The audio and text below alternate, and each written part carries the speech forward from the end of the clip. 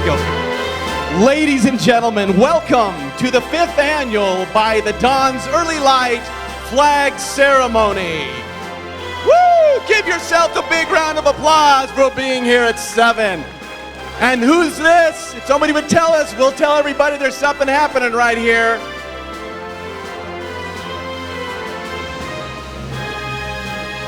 We appreciate everyone in attendance this morning as we witness this majestic celebration of our freedom and love for this great country. Our invocation will be given by Larry Gibson.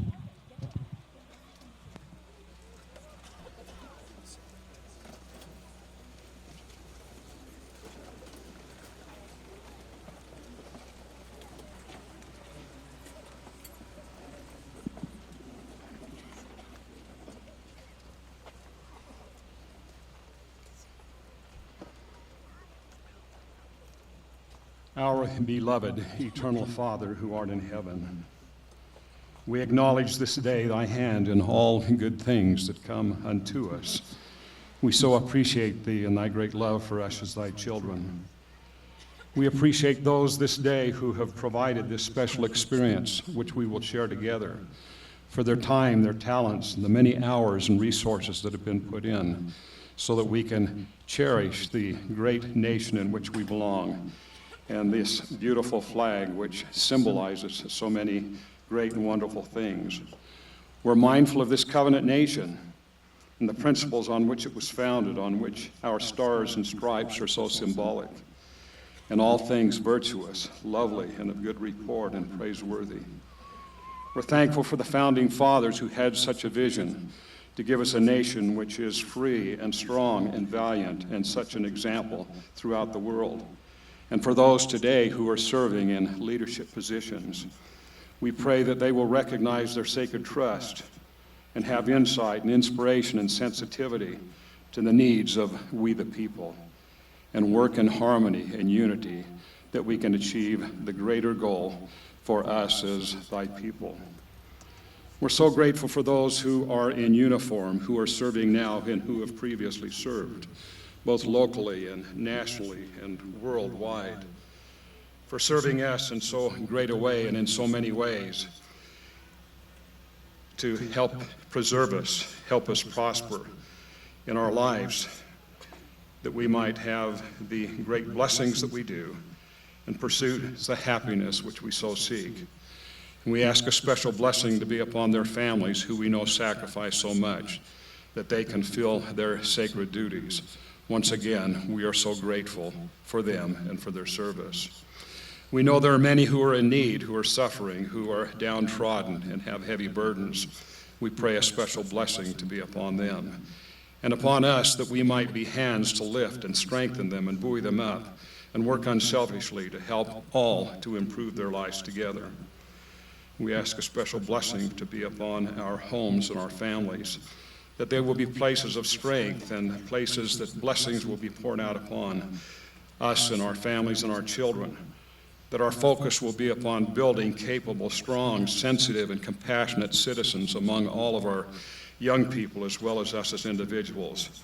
Help us to improve our own lives individually, finding ways to understand and value one another more deeply and to increase the peace and the happiness of each of us as citizens in this great nation of the United States of America.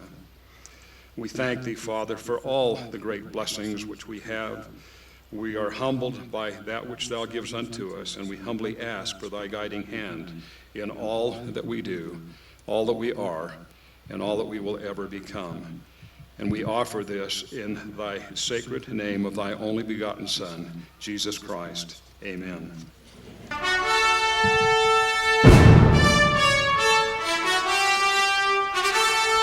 Ladies and gentlemen, please welcome to the stage, you know who they are, you love them, we love them, our hosts, Kyle and Carrie Fox.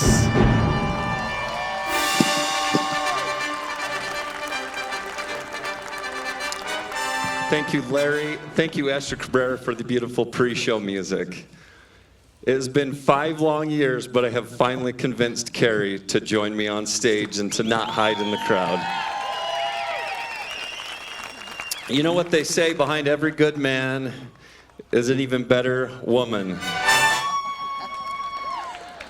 You know what? I actually think if we're referring to Kyle, it's behind every good man is a woman who's learned how to really kick him in the pants. But I'm happy to be here. Kyle has promised to take me for pancakes at Jim's Diner if I would come on stage. Well, welcome to the Wild West. If you're just visiting, welcome to Utah, Pleasant Grove, Utah, home of the world's largest free-flying flag. This is Grove Creek Canyon. We are Follow the Flag. This is by the Dawn's Early Light flag ceremony. This is a ceremony that is designed, now that we know it, 5 years in, is set to honor all those who have fought and have given the most sacrifice for our country, to heal those who have been hurt and who are down, and to inspire the future. And today's ceremony and flag unfurling, we are devoting to First Sergeant Class Elliot J. Robbins, who passed away from North Ogden, Utah. And actually, are his parents here? Someone had told me that maybe his parents were here. Can you stand? Thank you. They lost their son this week.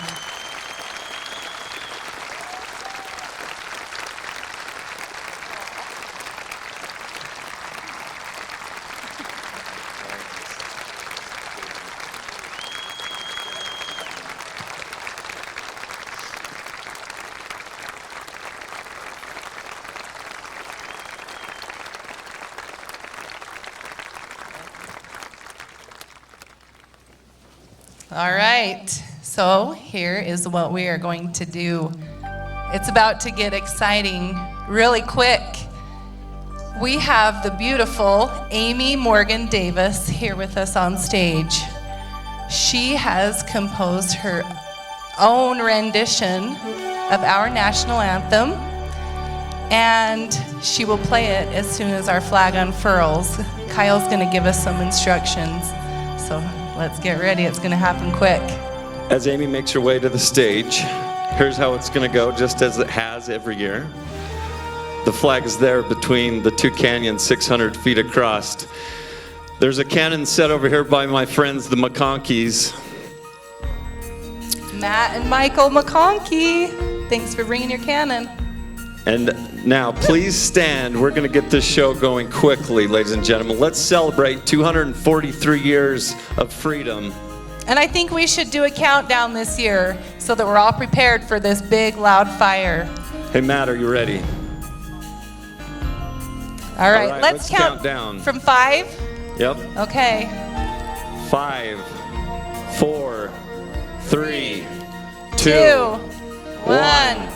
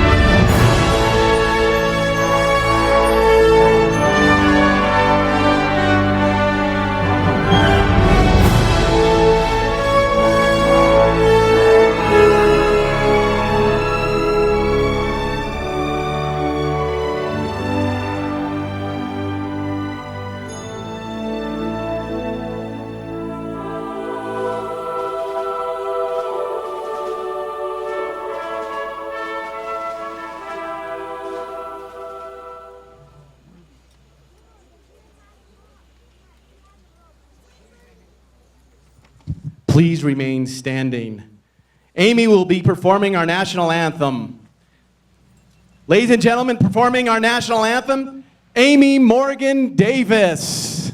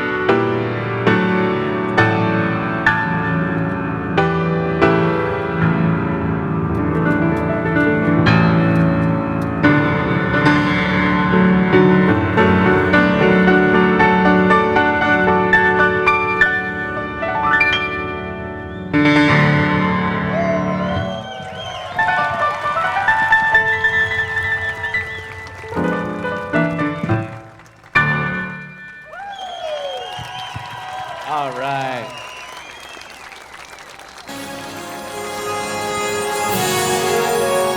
Ladies and gentlemen, please be seated. Thank you again to Amy Morgan Davis for that amazing rendition of our national anthem. Amy would like to dedicate her performance to her grandfather, Kelly Davis, who was a World War II POW, and her grandma, Florence Keller, who gave her the gift of composing. Amy not only has the gift of composing, but she has a degree in musical theater and an advanced degree in piano performance. Did not know that. She was a scholarship winner in the Miss America pageant in 2005. And following in 2007, she won first runner-up to Miss Utah USA. She works nationally as a makeup artist and actress and owns a successful pageant coaching business. You can follow Amy at winalive.com. Here come the planes. Woo! Thank you, Amy. And we'll hear from you more later.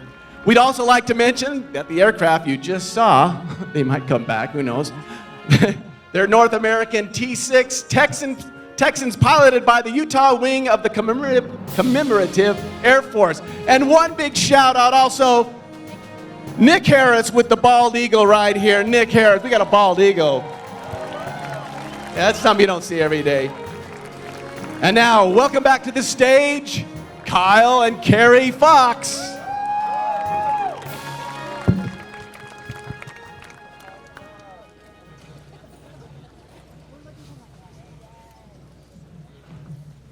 Are you guys feeling like I'm feeling?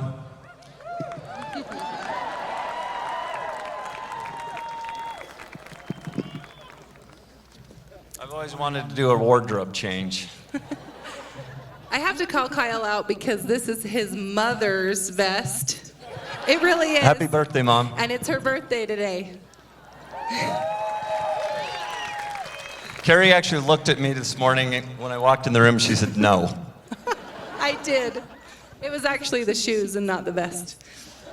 That's what wives do. So Hey. just as we thought, it worked. Yes. It worked. Woo! So, a few years ago, after the flag unfurled, we called our riggers on, what is that? Is it a It's a walkie-talkie? radio. A radio? Walkie-talkie. A comm. Because there is a whole team up there that goes unseen, and we thought it would kind of be fun to call them again and see if they can hear us, give them a cheer, and Mr. talk Maxwell. to them. Art, are you out there? Oh, here he is. You got a radio.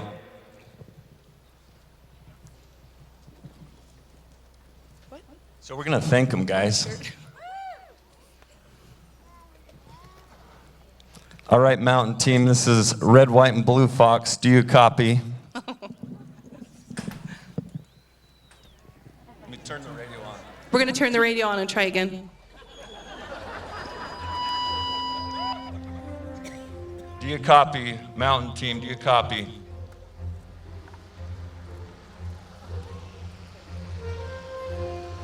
Can somebody pretend? Is there? Oh, there they are.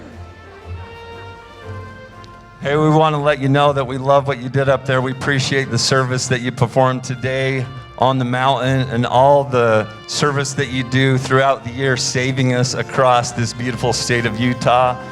We thank you. You are most welcome. God bless America.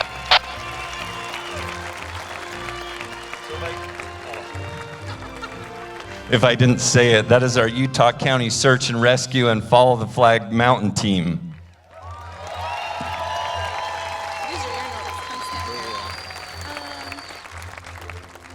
So we have a special treat.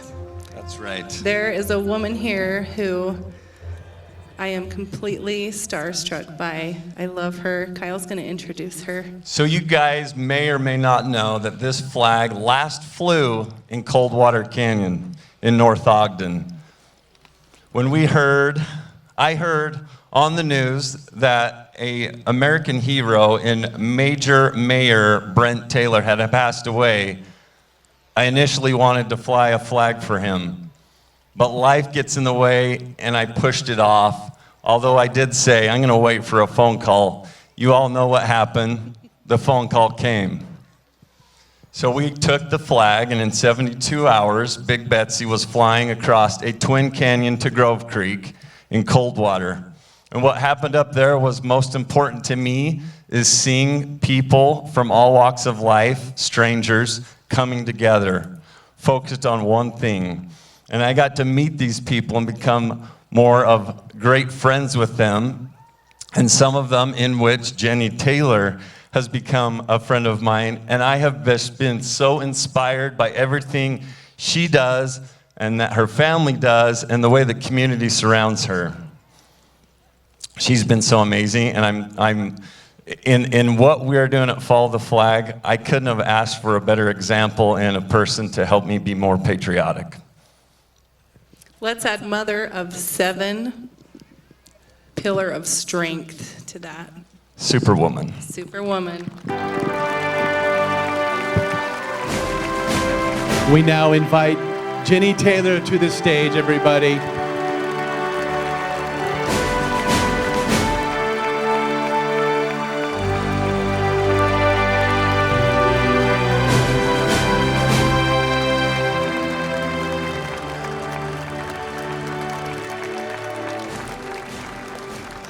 Thank you all so much. Thank you for being here. Thank you for loving this country. Thank you to Kyle and Carrie and the millions of unknown Follow the Flag support team that make events like this possible. What a beautiful sight it is this morning at this dawn's early light. I feel very honored and very grateful to be here with you. What a sight as we saw that flag unfurled. There are certain images of our star-spangled banner that are simply emblazoned on the very flesh of our hearts forever. I imagine we will never forget what we see and feel here this morning. I'll never forget the last time I saw Big Betsy fly in a canyon. Actually, it was also the first time I ever saw her fly, and it was on a cold and windy autumn morning, Veterans Day morning, to be exact. My sister came to my home and instructed me and my 7 young children to climb into our big white van and join her for a Sunday morning drive. That was 1 week after my husband was killed in action in Afghanistan. And the weight and the significance of that Veterans Day holiday were almost more than I could bear that morning. And so almost without any conscious thought, I followed my sister's instructions and got in the car. We drove to Barker Park in my hometown of North Ogden, Utah, the same town where my dear husband had been serving as mayor at the time that he deployed to Afghanistan for his 4th deployment to the Middle East. My sister led me out of the van and up onto the berm at the top of the beautiful amphitheater bowl nestled in the hillside at that beautiful Barker Park. She turned me around, and the first thing I saw was a small American flag attached to a PVC pipe billowing in the wind, much like the many flags you see around us today. As I stared at that small flag, and as my eyes began to focus on the distant canyon behind that flag, I caught my first glimpse of Big Betsy, flying proudly in North Ogden's Coldwater Creek Canyon, just like she flies here today. Yes, there are certain images of our beautiful Star-Spangled Banner that are simply emblazoned on the very flesh of my heart. Forever. I'll never forget what I saw and felt that morning.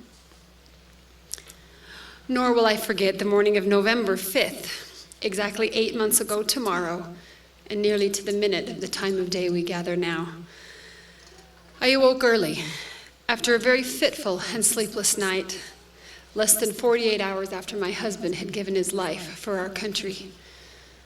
I called a dear friend of mine and my husband's, who was a retired chaplain in the Army National Guard, and I asked him to come to my home and pray with me before I left for the airport to catch a plane to Dover Air Base.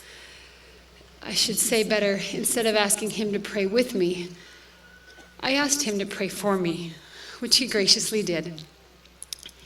He called upon the very powers of God that morning to be with me in what he called the most important mission of my life, that of going to Dover to welcome my sweetheart's remains back onto the United States soil, and to witness the sacred and solemn dignified transfer of some of the freshest blood that had then been spilt in behalf of the freedoms you and I hold so dear. It was a dignified and well-orchestrated event.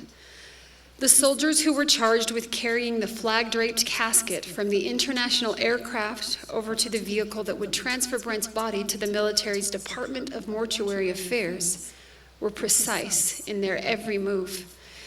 The Chief of Staff of the United States Army, the Chief of the National Guard Bureau, the Undersecretary of the Department of the Army, the Adjutant General of the Utah National Guard, all stood on that tarmac, standing at attention as if made of stone, as they saluted their fallen brother in arms.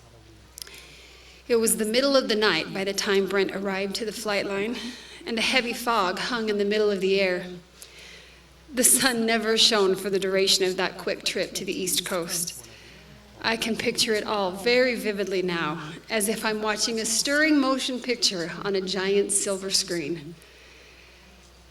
And then the door to the military vehicle closed, and Brent's remains were turned over to the morticians, who would professionally and respectfully prepare his battle-torn body for burial.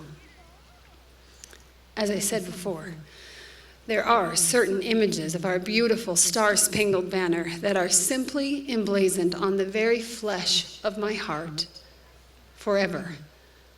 I will never forget what I saw and felt that morning. Nor will I forget this past Monday. After a very heavy and emotional week of grieving and reflecting, I had finally slept quite deeply Sunday night and was grateful my children and I had nowhere we had to be at any early hour on Monday, as we began this week that would lead us to today, which is, of course, our beautiful nation's birthday, and to this Saturday, which would have been my husband's 40th birthday. As I rolled over in my bed and was telling myself to go ahead and embrace the dawn's early light, I picked up my cell phone from my nightstand to check the time. Instead of noticing the numbers that told me the time of day, I saw a news alert, which woke me up quite suddenly, announcing Sunday's death of Sergeant First Class Elliot J. Robbins, who was serving in Afghanistan as a Green Beret Army medic on his 3rd deployment to the Middle East. Initial reports cited the city of Ogden as his hometown. Little did I know just how close to home his parents' home is to mine. That afternoon, I was made aware that they lived 1 short mile from my house, and I drove immediately to theirs. By the time I arrived, Sergeant First Class Robbins' parents had already left on their way to Dover for their turn to undertake this most important and sacred mission as they welcomed home their beloved soldier, and as they took part in the dignified transfer of some of the freshest blood that has been spilt in behalf of the freedoms you and I hold so dear. When I arrived at Sergeant First Class Robbins' family home, I saw not 1, but 4 beautiful American flags billowing in the breeze, surrounding a giant metal yellow ribbon staked in the yard, displaying the words, "Support our troops." There is an identical giant yellow metal ribbon in my yard, and in the 3rd yard of our dear friends and fellow North Ogden residents, Norberto and Aurora Barbosa, whose son, Marine Lance Corporal Pedro Barbosa, was also killed in Afghanistan exactly 10 years ago next Thursday. By the end of the day on Monday, volunteers from the North Ogden chapter of Follow the Flag had decorated the yard of the Robbins home and lined their street with over 100 beautiful American flags. Again, there are certain images of our beautiful Star-Spangled Banner that are simply emblazoned on the very flesh of my heart forever. I'll never forget what I saw and felt that morning. And now here we all are together today, gathered by dawn's early light to celebrate the day that commemorates the most important mission in the lives of our brave founding fathers, that of formally and unitedly declaring independence as they sought and fought to establish a free nation under God, where all men truly are created equal and endowed with the unalienable rights of life, liberty, and the pursuit of happiness. As we saw this majestic flag unfurl, I am certain that image of our Star-Spangled Banner will simply become emblazoned on the very flesh of our hearts forever. And I pray we will never forget what we see and feel here this morning. In the days and weeks and months that have passed since I embarked on what the chaplain called the most important mission of my life, I have felt a deeper and stronger and more resolute determination to rise up and stand up for the values and principles for which my dear husband and Lance Corporal Pedro Barbosa and Sergeant First Class Elliot Robbins and thousands upon thousands of other service men and women have been willing to lay down their lives. The commitment to God, family, and country that my husband and I have long shared did not die when my husband died. As I continue living this most important mission of my life, I find that commitment goes stronger with every passing day. Much has been said of the great debt that we as a nation owe to those who have willingly laid down their lives for us, and rightly so. The debt is great, and it grows greater with each drop of precious blood that is spilled in our behalf.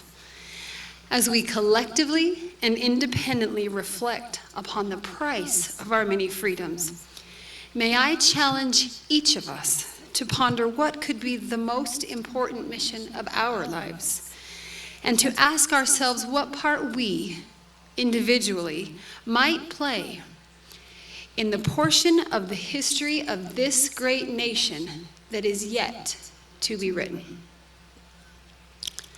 So many who have gone before us have gone so bravely and so courageously, so selflessly and so willing to sacrifice.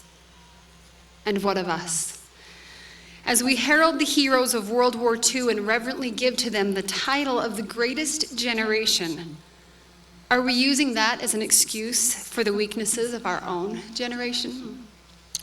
Or are we willing to stand up and rise up and raise up the next greatest generation in the youth that are all around us?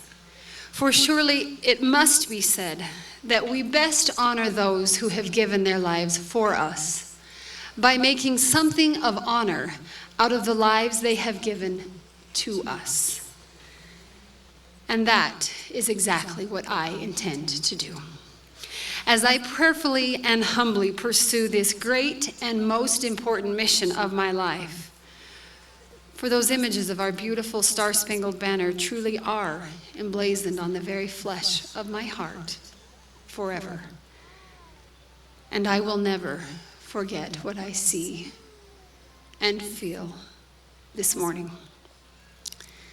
May God bless you to stand up and rise up and raise up the greatness that is within you and all around you, as you seek to honor those who gave their lives for you by making something of honor out of the lives they have given to you. Thank you, and God bless you, and may God forever bless these beautiful United States of America.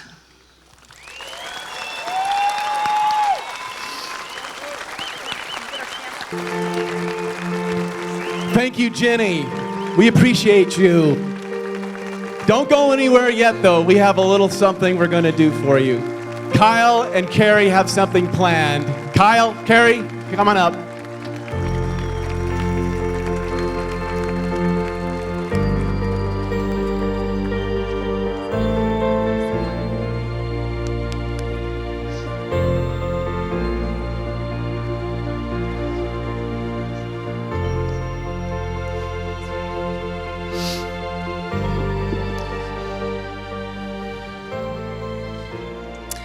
As Jenny mentioned,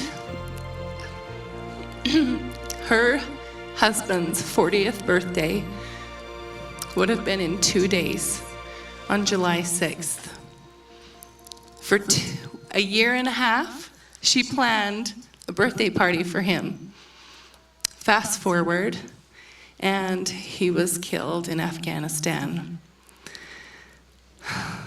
So instead of canceling his birthday party, she just moved it from her backyard to her city park so that the entire community could come and celebrate with her and she could thank them for everything they've done for her. She and her family, to pay it forward, have started the Brent Taylor Leadership Legacy Foundation.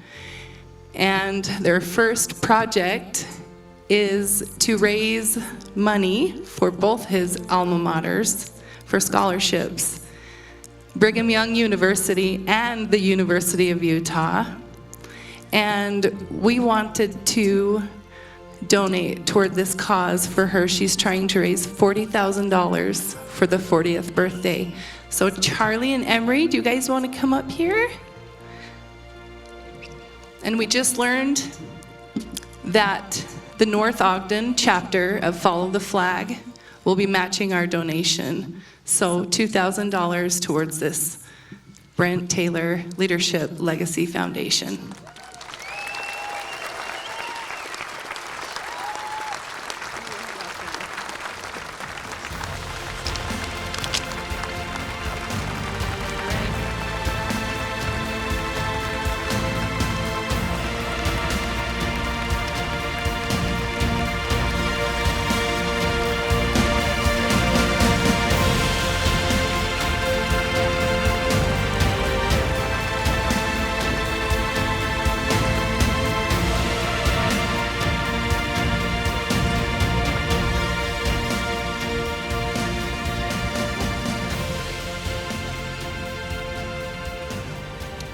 Now we really have to say goodbye to Jenny. She's the Grand Marshal in the Freedom Festival Parade. She's being whisked away by our Utah County Sheriff's Office. Can we give them a round of applause, please?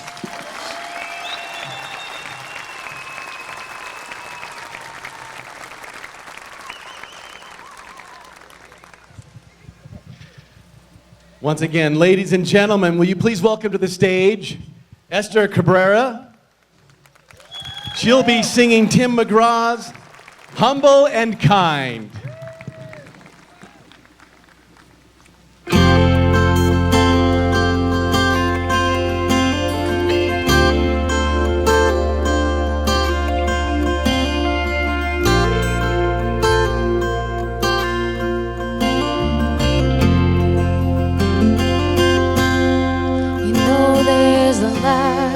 Close by the front door.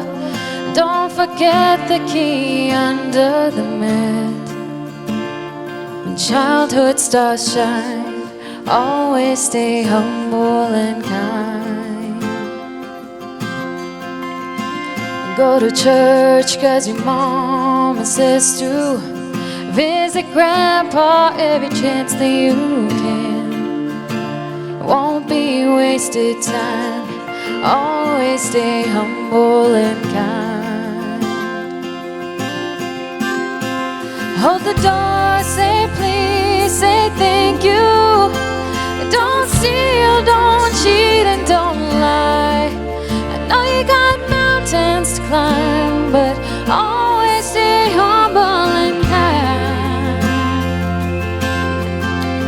When the dreams you're dreaming come to you, when the work you put in is realized, let yourself feel the pride. Always stay humble and kind. Don't expect a free ride from no one. Don't hold a grudge or a chip, and here's why. Bitterness keeps you from flying. Always stay humble and kind. Know the difference between sleeping with someone and sleeping with someone you love. I love you ain't no pickup line. Always stay humble and kind. Hold the door, say please, say thank you. Don't steal, don't cheat, and don't lie. I know you got mountains to climb, but always stay humble and kind. When the dreams you're dreaming come to you, when the work you put in is realized, let yourself feel the pride. Always stay humble and kind.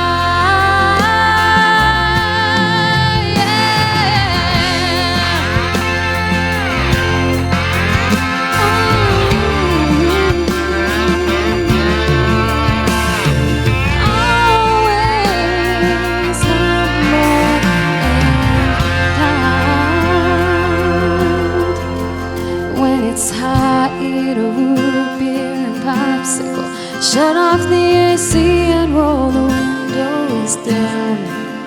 Let that summer sun shine. Always stay humble and kind.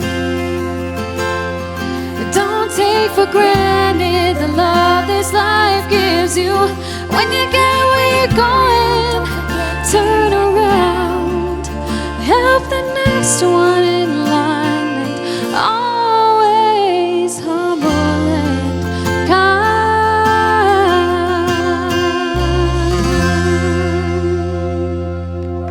All right, thank you, Esther. A little about Esther. Esther sings in a nationally booked Latin top 40 band called Baila Baila. She's a soloist in the Deborah Bonner Unity Gospel Choir. You may have seen us here last year. And has opened for R&B legend Keith Sweat. She has also performed national anthems at sporting events all across Utah. You can follow Esther's musical journey at esthercabrera.com. unfurled.com. Once again, thank you, Esther. And now we'd like to introduce Lane Thompson, the Follow the Flag Eagle Scout Coordinator.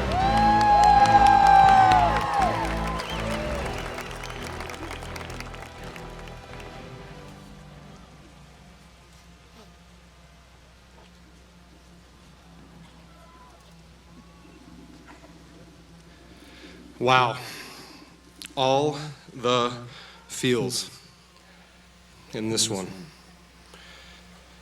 I wore my Eagle Scout uniform underneath, but I forgot to put on my tearaway suit, like Kyle. Few of you know this, but we're actually in a competition. You know, dark blue suits, really nice hairdos. We've each been growing a beard for a month. Here, let me give you a better shot. So, what an important day in the history of our nation. This is absolutely incredible. I want to, again, thank Sergeant First Class Elliot J. Robbins' parents for being here with us.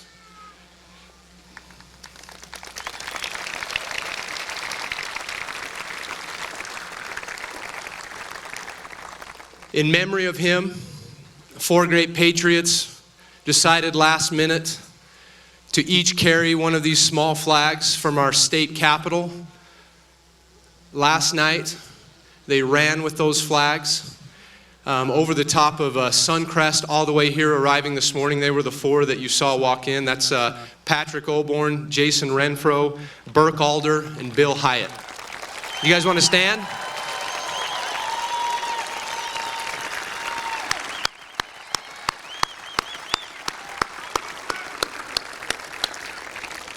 There's a certain amount of crazy that goes along with that. None of this is possible without some serious unselfishness from a lot of people. And one of the missions of Follow the Flag is to inspire our future generations, which I think we're all in agreement that is terribly needed. Every right we have is a result of somebody who gave, some who gave all, and all who gave some. And I hope our young men who have done Eagle projects in association with Follow the Flag this year recognize what they've done and how important it is to recognize those that did pay that price. So without further ado, if you could, for each one of these, wait till the end to applause. But I want to recognize each one of these young men and the contribution they've made this year. There's 15 different Eagle Scout projects affiliated with Follow the Flag this year, and we will get started with that. Let's first start with Brigham Greer. Could you please stand? Brigham. We missing him? Brigham is in charge of creating a memorial bench that will be done in about the next month that will be able to be set up temporarily every summer underneath the flag, made out of metal. And next would be Brighton Maxwell. Brighton, please stand and remain standing. Brighton was in charge of coordinating the Strawberry Days Parade and Rodeo with Follow the Flag, as well as each one of these small American flags that you see around us. He placed those. Next is Jace Doman. He got forced into this. He's my next door neighbor. What up, Jace? Jace was in charge of cleaning the parking lot area, trimming everything you see here, especially with all the moisture this year. We had weeds and bushes growing like you wouldn't believe, and he came in and organized the entire effort to clean that up. Thank you, Jace. Next is Logan Mountier. Where's Logan? Oh, hey, Logan. Here he comes. Logan is Eagle Project specifically is in rigging and retrieval of Big Betsy. Logan comes from Farmington, correct? And he has been here, his entire family. They're incredible and amazing, and we thank him for that. Next would be Isaac Newell, who was in charge of the flag walk. Good job, Isaac. You did great on Sunday night. Next is Gavin Ward. He may be ushering right now, or helping with ushering. That's what he's over. He's in the back over there with his hand raised. He also helped set up all 500 of these chairs and will be helping throughout the week with ushering and parking. Next would be Zach Hillhouse. Go ahead and stand up, Zach. That's a joke. Zach, Colin Renfro, please stand as well, and Cardin Getter. These three, through a united effort, thanks to Patrick Oborn, who oversees the 5K race on Friday. There's a lot that goes into that. These three all have important roles in coordinating that. Next is Isaac Doman. Isaac, it's great to see you. He's Jace's brother, next door neighbor. He too had to do this. He is in charge of our flag retirement ceremony on Monday night that'll be down here in the retention pond at 1117 East Grove Creek Drive. You are all invited to attend. We'll do a proper retirement of flags that are ready to move on. Next would be Raymond Griffin III. Where's Raymond at? Oh, he's clear in the back waving at us. There you are. He is in charge of coordinating with veterans and different groups who are active duty and their families during Flag Week through all of our events. He and his dad I want to recognize, has been escorting a lot of the performers up here today. Thank you. Next would be Braden Fairbanks. He couldn't join us today. He has actually coordinated the Freedom Festival Parade and carrying Little Betsy, and as well as the Owls game last night and getting the volunteers to present the flag during the national anthem.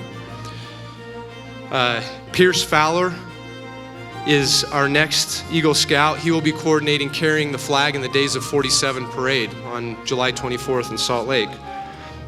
Next would be Taft Vals, who couldn't be here today.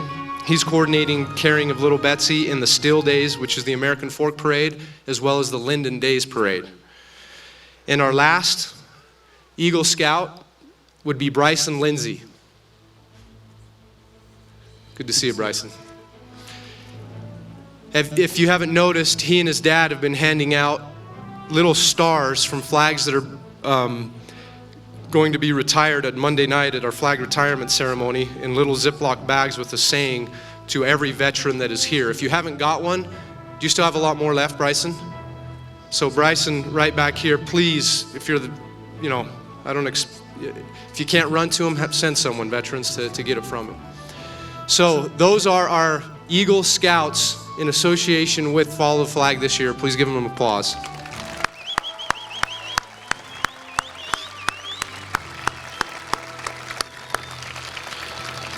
Thank you, guys. Thank you, Scouts. Thank you, Lane. Well done. We also like to recognize our military escorts. Is Utah Army Staff Sergeant Raymond Griffin, currently serving with Special Operations Command Korea. He's walking our talent up to the stage. Where is he? Okay, big shout out to you. Thank you. And now we'll welcome Kyle and Carrie. We just wanted to thank Lane again. The scope of trying to do 15 Eagle Scouts in just a short amount of time is pretty incredible. And this also brings us to a really special part of the program. A 21-gun salute is a military tradition to honor the dead, and we cannot honor our freedom and independence today without honoring those who have given the ultimate sacrifice to defend that freedom. Taps is also a military tradition that is played at military funerals, memorial services, special events, or to signal the end of day. Its origins date back to the Civil War, and it has been a symbol of honor for our fallen heroes. Now, I would like to invite everybody to stand.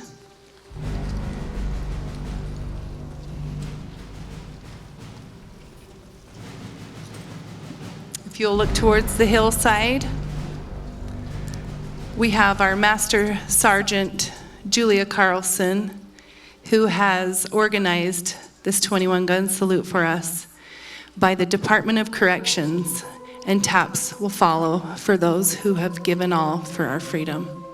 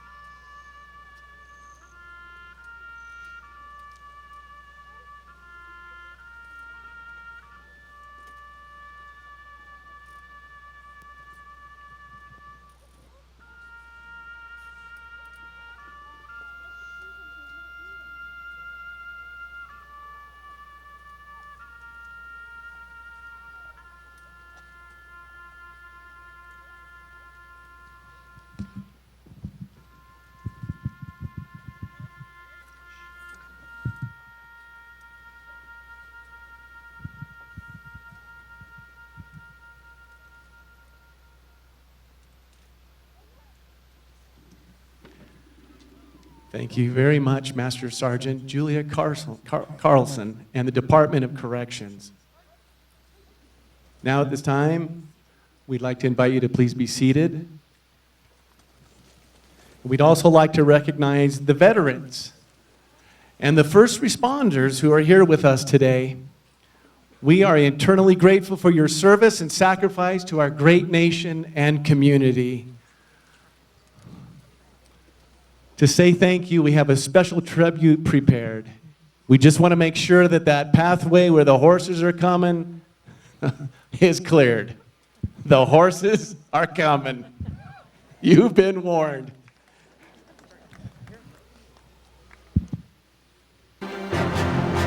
So here's what we're going to do. If you've served in the armed forces or as a first responder, when you hear the anthem of your particular branch of service, please stand. Are you ready? Let's begin.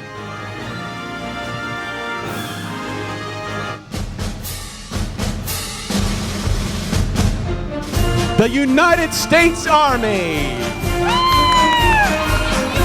If you've served in the United States Army, please stand and be recognized. And thank you for your service.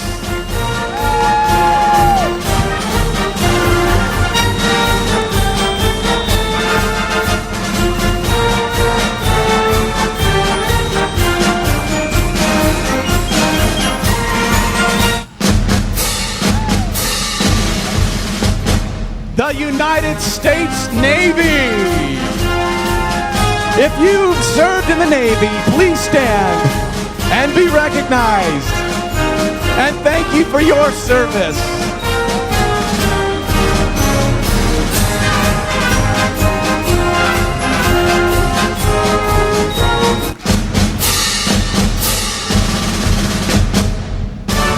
The United States Coast Guard.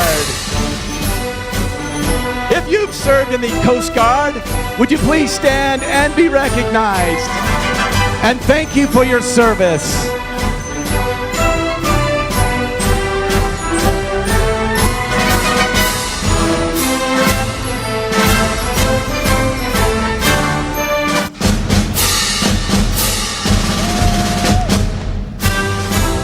The United States Air Force. If you've served in the Air Force, please stand and be recognized. And thank you for your service.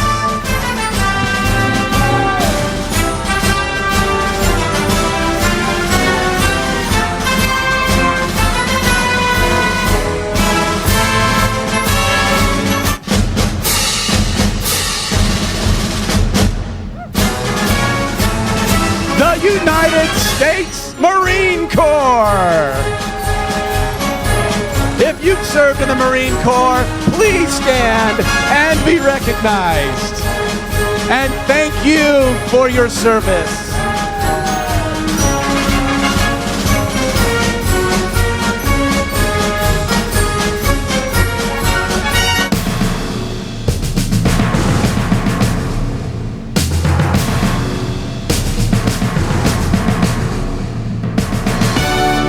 First responders. If you have served as a first responder, as a firefighter, police officer, search and rescue, paramedic, EMT, medical professional, or some other responder, please stand and be recognized. And thank you for everything you've done for our community. Ladies and gentlemen, once again, our veterans and our first responders, again, thank you all for your service. And once again, ladies and gentlemen, here they are, Kyle and Carrie Fox.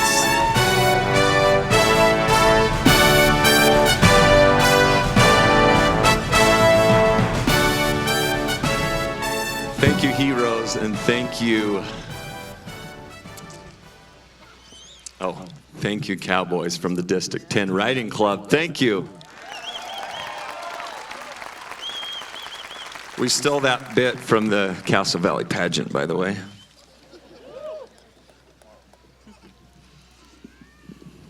We'd like to now welcome Brigadier General Tyler Smith, to come to the stage. Go ahead and come on up, Tyler.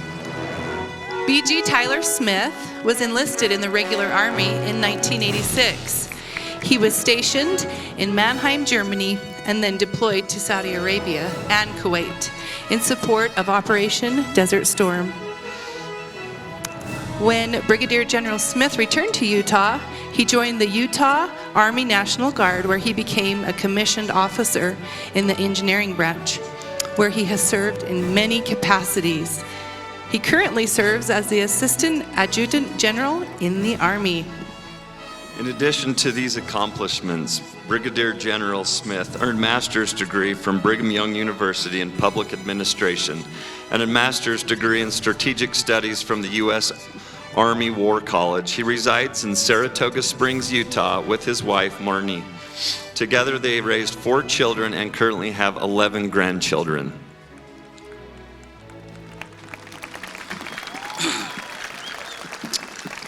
Thank you for that.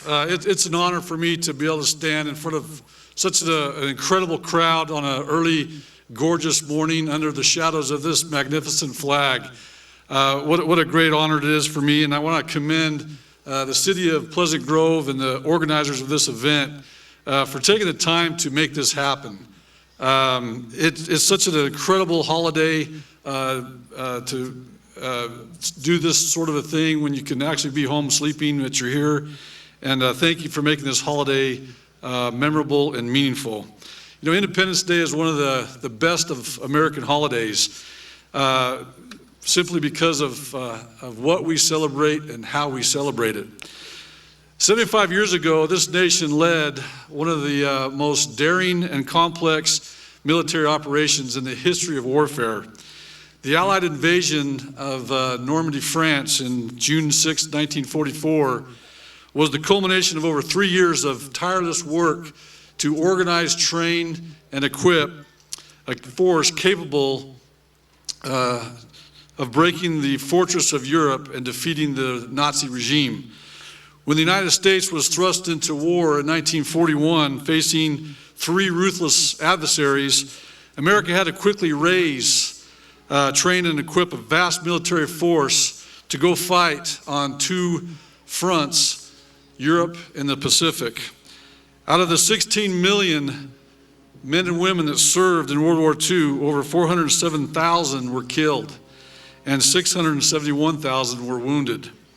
Our nation paid dearly in blood and treasure to ensure our liberty was preserved and fought tooth and nail against the fiercest global evil that this world had ever seen. Many of our nation's youth were asked to drop what they were doing and to pick up a weapon and defend freedom. They did so with complete understanding that they may never come home, they may never get married, they may never have children and grandchildren. Many fully expected to die on foreign soil, far from their beloved homeland.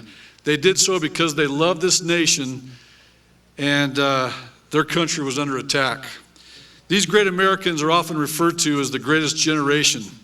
Today, we have many veterans in our midst, but one in particular we have that we're going to recognize today is Melvin Lemon, and he'll be coming up here in just a few minutes. Melvin represents all those who fought and gave something of themselves to protect each and every one of us, to protect our way of life. He served in the 11th Airborne Division, who was given the mission to relieve the 24th and the 37th Infantry Division in the Philippines, and was given the mission to clear a mountain pass. It took 3 months of bitter fighting, often it was hand to hand, to drive the Japanese defenders from the pass and surrounding heights. Melvin still carries with him shrapnel that he received during an artillery barrage, and if you get a chance to talk to him about it, he can tell you the story. Melvin, on behalf of all of us here and abroad, we want to thank you for your service. We want to thank you for your contribution to the cause of freedom. And to all veterans, your service and sacrifice will always be remembered. Regrettably, our World War II veterans, one by one, are being called home at a rapid pace. Only a few of them remain among us to remind us of the glory of their cause, the courage of their lives, and the greatness of their times. Take the time to get to know them while they're still with us. Shake their hands and thank them for their service. We can learn so much from these great Americans. Whenever I get the privilege of being in the midst of these great American heroes of World War II, I think of the words spoken by President Ronald Reagan when he said that freedom is never more than one generation away from extinction. We didn't pass it on to our children in the bloodstream. It must be fought for, protected, and handed on for them to do the same. May we all do the same in whatever capacity in life we are in. I greatly appreciate this opportunity to stand before you in celebration of our Independence Day. As we gaze at this magnificent flag and all these wonderful flags around, I even saw a guy with a red, white, and blue hairdo. He's over here someplace. You know, when we see the red, white, and blue, it reminds us it's symbolic of our freedom. Unless you see red, white, and blue lights in the rearview mirror of your vehicle. So please have a safe and responsible 4th of July. Thank you. Thank you, Brigadier Tyler Smith. We'd now like to invite to the stage Melvin Lemon and his daughter-in-law, Maylee Lemon. Would you come on up?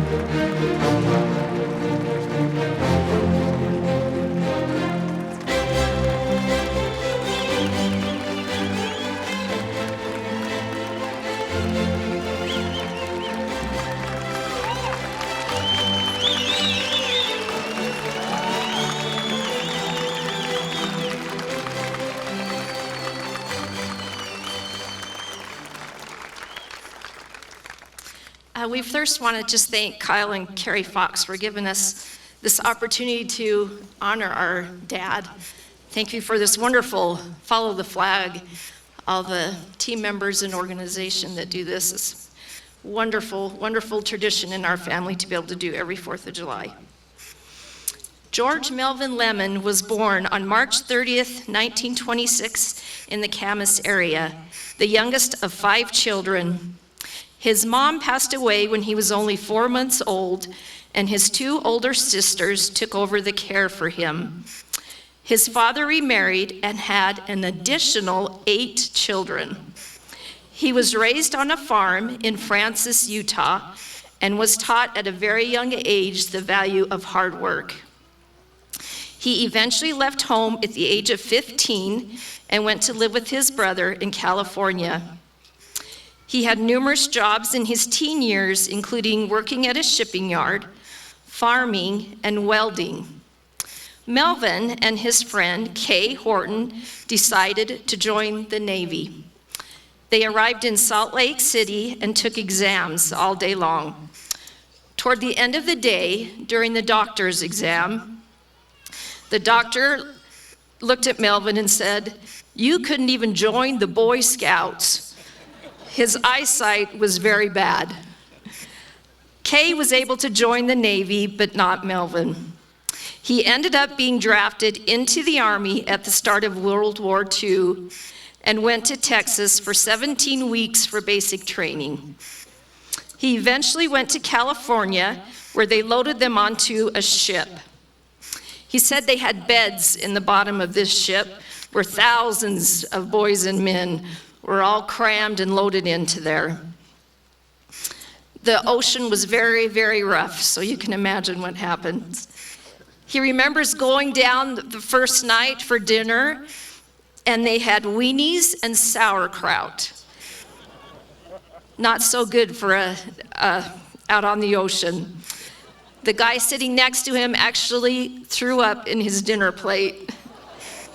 Not so easy for Grandpa. He got up and had to leave and got sick himself. They were on the ship for 30 days, but finally the ocean did calm. They eventually ended up in New Guinea. Melvin was put in the 11th Airborne along with other boys, all under the age of 22, who weren't married. They loaded this group of boys, men, onto a merchant ship and took them to Manila on the island of Luzon. I think I'm saying that correctly. Luzon. Thank you, Pa. Here they were loaded in the back of trucks and were taken to the front lines. The men were put in different groups, and Melvin was put in the 187th Squad. They arrived on the front lines and had no guns. The captain addresses them and says, "Boys, war is like an anvil. You're either pounding or getting pounded." They were ordered to shoot and take no prisoners. Every night, Melvin remembers digging a foxhole and switching off with a partner sleeping in the hole they dug. He never remembers taking a bath while on the front line, ever. He got close to a few boys from Louisiana and Arkansas. They were coon hunters back home, and they were pretty good sharpshooters. He felt they helped him from getting shot, so he hung around them. On one occasion, a group of them were ordered to climb a mountain. As they were descending, a Japanese sniper opened fire on this group of men. Melvin dropped and pulled a giant palm leaf over his body to protect himself. He was the only survivor of that group. He would have men shot right next to him. On one patrol, they lined up the 11th Airborne in a long, horizontal line and started marching. The Japanese would shoot 105 shells at them, dropping them across the field down the line of the platoon. One landed right by Melvin, but did not go off. He would not be here, neither would I, neither would any of our family, if that would have gone off. They all took off running, and eventually he felt something running down his leg. He had shrapnel in his behind and was bleeding. The medic looked at it and said he was wounded. Melvin didn't care. He pulled up his pants and took off running. Every morning, he said the Japanese would fire at them. Every morning, they'd have gunfire on him. He witnessed terrible things. He refused a Purple Heart, stating that there were more deserving men than he. Melvin eventually contracted malaria, which made him extremely sick. At one point, he was bedridden in the hospital for 30 days. For 30 days, he did not get out of that hospital bed. He was eventually discharged from the Army and went home to Camas. In 2004, he was able to go to Washington on the honor flight. This meant a great deal to him. Melvin is now 93 years old and still fits in his original uniform.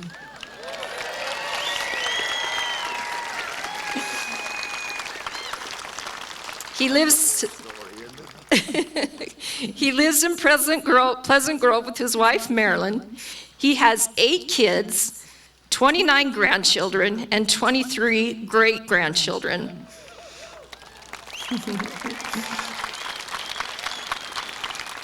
5 of his grandchildren have served in the armed forces, 4 who have served in the Army, including 2 who are retired, 1 who is currently serving in Iraq, and he has 1 grandson who is currently serving in the Navy in Mississippi. We are very proud of all of them and thank them for their service. Melvin takes care of approximately 150 peach trees, a walnut tree, cherry and apple trees, and has an acre garden. In his spare time, he likes to go fishing. We are very proud of you, Pa, and we love you. All Thank right. you for your service. Don't go anywhere. Stay up there. We'd now like to invite Captain Trevor Barton to the stage.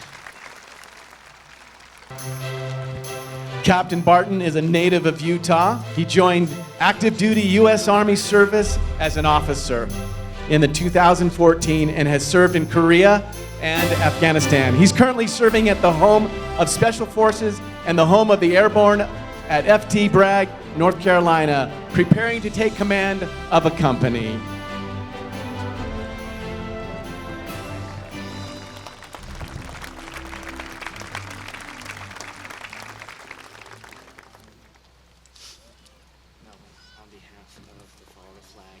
Microphone, can we hear you?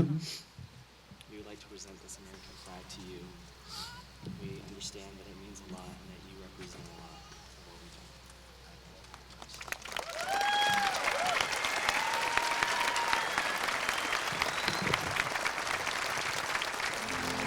we do. This American flag was flown at our nation's capital.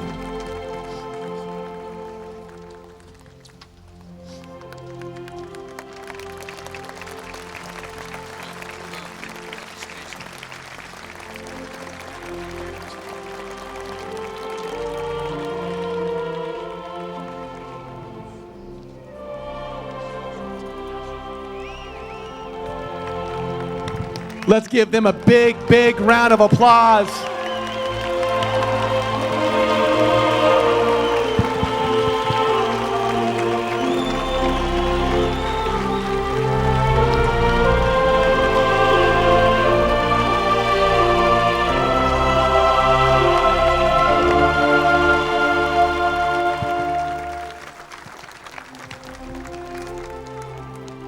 And now, ladies and gentlemen, once again, performing our closing number, her own composition and rendition of America the beautiful Amy Morgan Davis.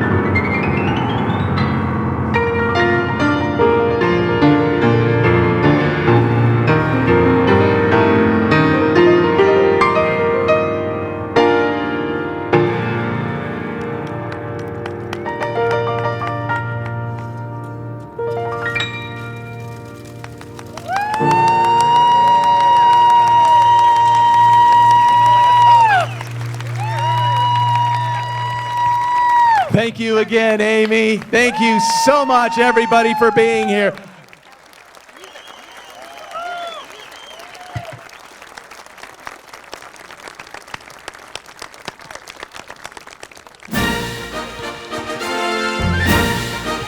Kyle and Carrie, where are you?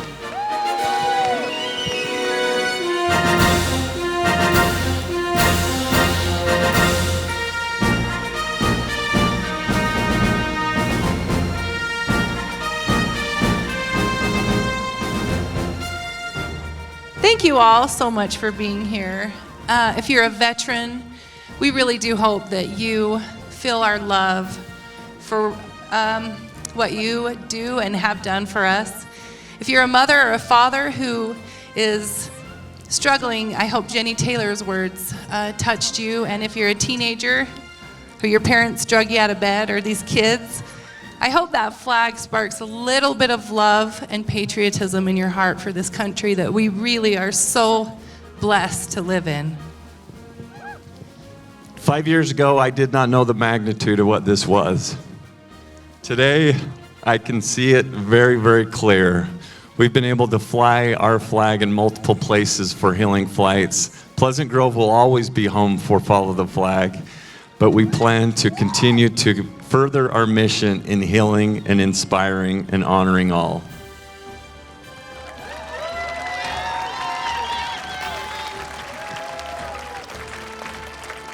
This flag will be lit every night. You can see live music every night through Sunday, except for nothing tonight. Go watch some fireworks with your family. If you want to support us and help continue our mission, you can buy a t-shirt or a hat. And we love you. Thank you. Have a safe Independence Day. We want to take a picture with you guys. Everyone smile.